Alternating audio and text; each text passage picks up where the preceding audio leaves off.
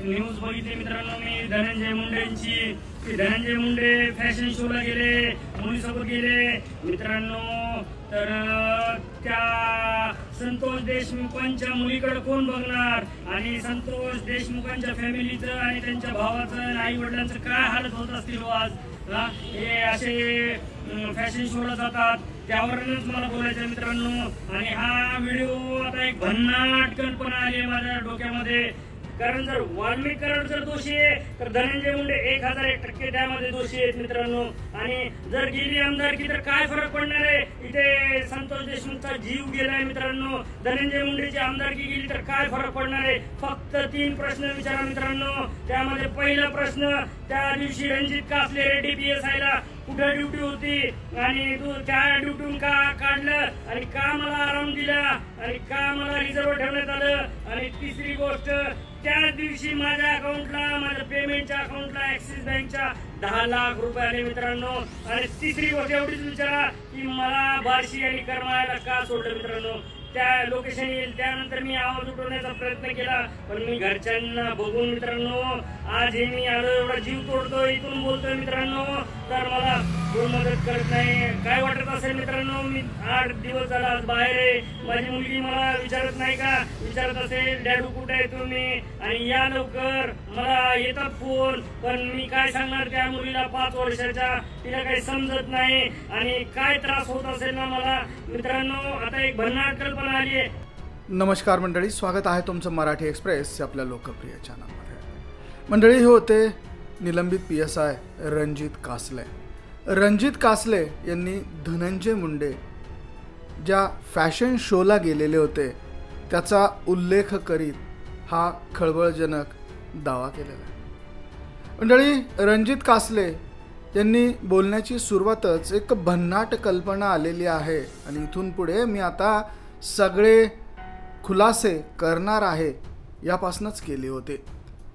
त्याचबरोबर ज्या दिवशी राज्याचे उपमुख्यमंत्री आणि राष्ट्रवादी काँग्रेसचे अजित पवार यांचा बीड जिल्ह्याचा दौरा होता त्या दिवशी धनंजय मुंडे हे मुंबईतील एका महागड्या हॉटेलमध्ये फॅशन शोमध्ये उपस्थित होते आणि त्या फॅशन शोच्या दरम्यान ते त्या ठिकाणी उपस्थित होते आणि इकडे या संपूर्ण घडामोडी घटत होत्या असं देखील रणजित कासले यांनी सांगितलेलं आहे. रणजित कासले हे म्हणतात की धनंजय मुंडे त्यांच्या मुलीच्या फॅशन शोसाठी जातात पण इकडे संतोष देशमुख यांच्या मुलीवर होणारा अन्याय त्यांना दिसत नाही का. संतोष देशमुख यांच्या मुलीवर होत असलेला अन्याय हा प्रचंड गंभीर आहे. आपल्या मुलीच्या फॅशन शोसाठी तुम्ही मुंबईला जाता, इकडे उपमुख्यमंत्र्यांचा दौरा जिल्ह्यामध्ये असताना तुम्ही गैरहजर राहता आणि तिकडे तुम्ही फॅशन शोमध्ये जाता असा सवाल त्यांनी यावेळेस उपस्थित केला होता. तर आणखी देखील आपण खूप सारे गौप्यस्फोट करणार हे त्यावेळेसच त्यांनी जाहीर करून टाकलं होतं आणि तसे काही गौप्यस्फोट हे त्यांनी नंतर केले देखील. पण धनंजय मुंडे आणि वाल्मिक कराड हे एकमेकांशी संबंधित आहे असं देखील वक्तव्य यावेळेस ते करतात. मंडळी, या कार्यक्रमाला पंकजा मुंडे या मात्र उपस्थित होत्या. उपमुख्यमंत्री अजित पवार आणि पंकजा मुंडे ह्या बीड जिल्ह्याचा जो दौरा अजित पवारांचा झाला त्या दौऱ्यासाठी उपस्थित होत्या. पण धनंजय मुंडे हे मात्र त्या फॅशन शोला होते असं सांगत त्यांनी जिल्ह्यामध्ये होणारा अन्याय, अत्याचार, जिल्ह्यामध्ये घडत असलेल्या घटना याविषयी आवाज उठवण्याचा प्रयत्न केला होता. त्याचबरोबर ते अतिशय महत्त्वाचा एक प्रश्न देखील उपस्थित करतात.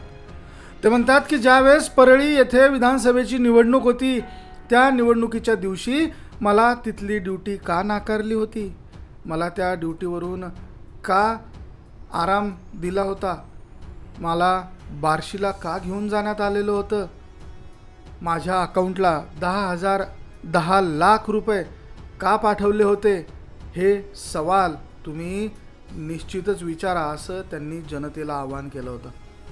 तर संतोष देशमुख यांच्या मुलीबद्दल अतिशय भावपूर्ण किंवा करुणापूर्ण शब्दांमध्ये रणजित कासले यांनी वक्तव्य केले.